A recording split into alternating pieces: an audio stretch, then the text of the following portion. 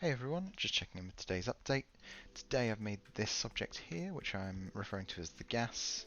Ignore the texture, it's just a placeholder.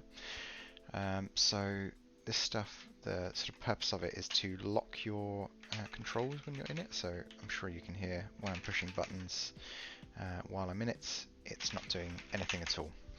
And in terms of puzzle design, this actually adds a fairly unique element where I can essentially restrict 90 degree turns, because yeah, once I'm the color of the thing, you can see I just sort of have full control while I'm in it, which is, it's quite nice in terms of I think it can make some nice puzzles. So yeah, I'm very happy with that. I'm looking forward to playing around with it. Now, the only other thing though is that you can get stuck in the gas. So if I do this, it's quite difficult to do. There we go. You take damage and then you die. And when you die, you respawn. So that's the other thing I've worked on today.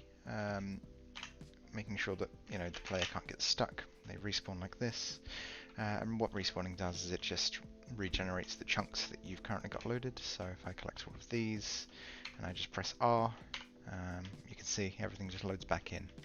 I'm going to leave the R button available to the player because I know that when I was playing the original game I definitely wanted it. So I think that'll be very nice. It just prevents them from getting stuck as well, which is quite nice. So there is one more thing. If I just show that off, bear with me. Add that back in. And here we go. So this thing I'm currently referring to as the sharp cell. It's just doesn't really matter, it doesn't really need a name, but it just hones in on your location, and if you go out of range of it, it deactivates. So if I go back into range, you can see its circle sort of grows back up again, and it picks up at a fairly quick speed, targeted on your location. It does sort of have like a small cone around your location. It's not necessarily straight at you, but it is quite vicious. Now you can see it doesn't necessarily display properly when it's under these.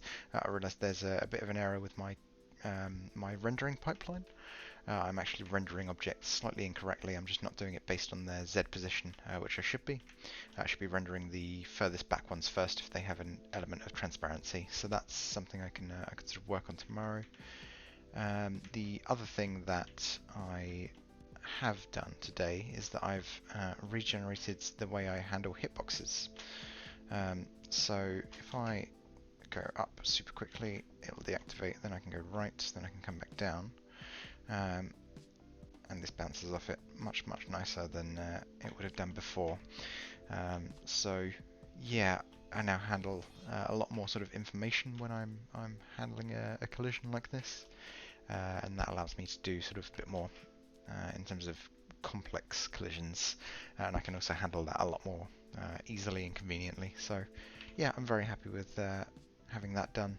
I think that's sort of core element that I wanted to get right, and although I've already redone it once, redoing it again not a big deal if it leads to a nicer result. So yeah, overall a lot done today. I think it feels like a lot anyway. Tomorrow I'm hoping to get maybe 4 to 5 objects done, but I do have an interview tomorrow, so that might not happen, but we will see. Either way, thank you very much for watching, take care, and I'll see you tomorrow.